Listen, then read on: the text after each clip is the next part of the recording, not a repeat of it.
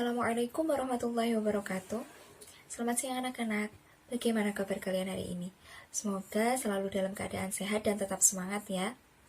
Alhamdulillah, pada hari ini kita dapat bertemu kembali walaupun melalui video. Semoga kalian tetap semangat, semangatnya tidak luntur, tidak pudar untuk terus belajar.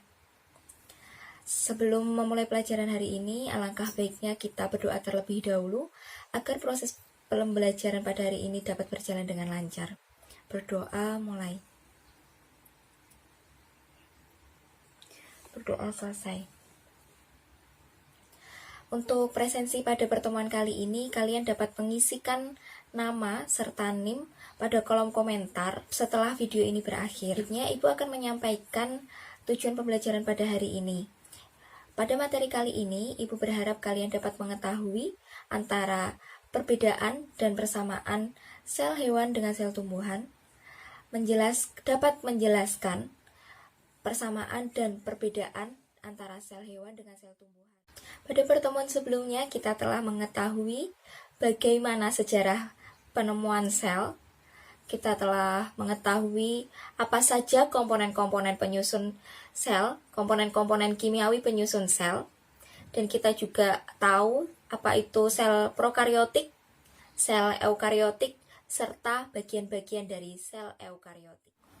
Baik, pada pertemuan kali ini kita akan membahas tentang persamaan dan perbedaan antara sel hewan dengan sel tumbuhan. Untuk yang pertama, kita akan membahas mengenai persamaan antara sel hewan dengan sel tumbuhan. Jadi pada sel hewan maupun sel tumbuhan ini ada beberapa bagian sel yang sama.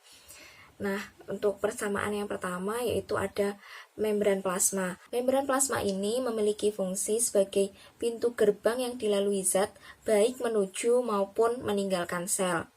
Untuk persamaan yang kedua yaitu ada sitosol atau bisa disebut juga dengan sitoplasma yang merupakan cairan pada sel. Sitoplasma ini memiliki fungsi sebagai tempat bahan kimia penting, sumber bahan kimia penting bagi sel, dan juga tempat terjadinya reaksi metabolisme. Untuk persamaan yang ketiga, ada inti sel atau nukleus.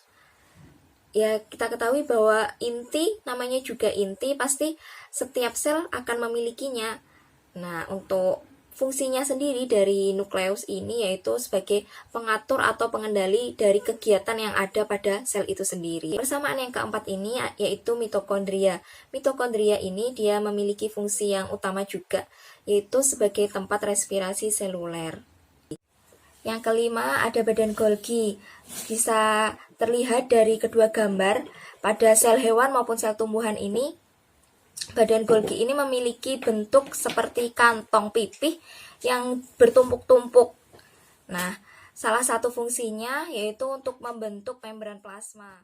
Selanjutnya yang keenam ada retikulum endoplasma. Dari materi sebelumnya kita ketahui bahwa retikulum endoplasma ini terdapat dua macam, yaitu ada retikulum endoplasma kasar dan ada retikulum endoplasma yang halus. Nah, pada retikulum endoplasma yang kasar ini dia ditempeli oleh ribosom sehingga dia berbintil-bintil. Ya, dapat dilihat dari gambar baik di sel hewan maupun di sel tumbuhan. Nah, untuk yang retikulum endoplasma halus ini dia tidak ditempeli oleh ribosom. Yang ketujuh ada ribosom. Dari persamaan yang keenam tadi di retikulum endoplasma, kita tahu bahwa di retikulum endoplasma yang kasar itu ada ribosomnya. Jadi ya ribosom itu ada pada keduanya. Seperti itu. Untuk yang terakhir ada peroksisom. Nah, peroksisom ini merupakan bagian dari badan mikro. Dia berperan dalam penguraian hidrogen peroksida karena organel ini mengandung enzim katalase. Selanjutnya kita akan membahas tentang perbedaan antara sel hewan dengan sel tumbuhan. Jadi ada beberapa bagian yang hanya dimiliki oleh sel hewan, begitu pula pada sel tumbuhan. Hanya ada beberapa bagian yang hanya dimiliki oleh sel tumbuhan saja. Yang pertama ada sentrosom. Pada sel hewan ini memiliki dua sentriol yang terdapat pada sentrosom. Nah, dua sentriol tadi itu dia memiliki peran atau berfungsi dalam proses pembelahan sel. Yang kedua ada flagella. Flagella merupakan penjuluran dari mikrotubulus yang memiliki fungsi sebagai alat gerak.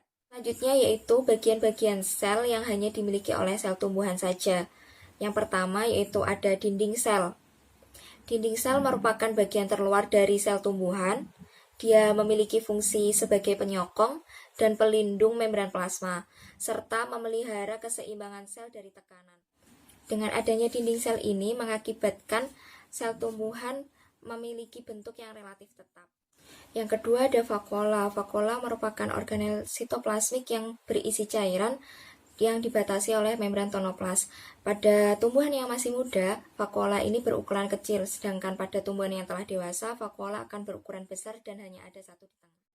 Yang ketiga, plastida. Plastida ini merupakan organel membran ganda yang terlibat dalam sintesis dan penyimpanan makanan. Plastida yang mengandung pigmen berwarna hijau disebut dengan kloroplas, sedangkan plastida yang mengandung warna selain hijau disebut dengan kromoplas. Kemudian plastida yang tidak mengandung pigmen disebut dengan leukoplas. Dari materi yang telah Ibu paparkan tadi dapat diambil kesimpulan bahwa ada 8 persamaan antara sel hewan dengan sel tumbuhan, bagian-bagian sel hewan dengan sel tumbuhan.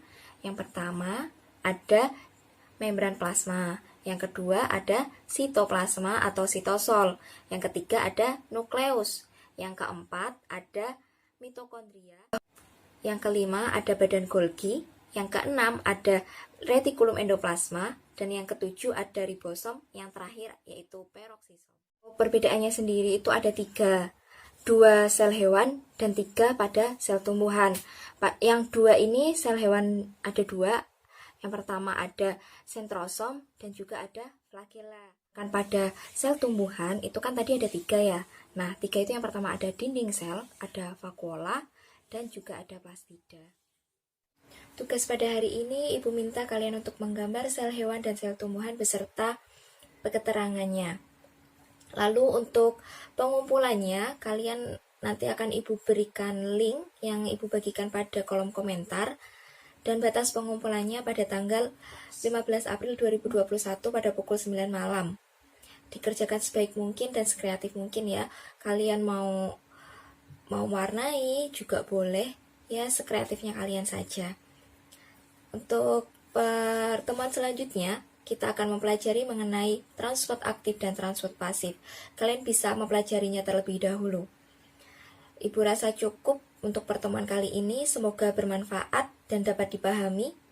Jangan lupa untuk selalu mematuhi protokol kesehatan, memakai masker, mencuci tangan, dan menjaga jarak.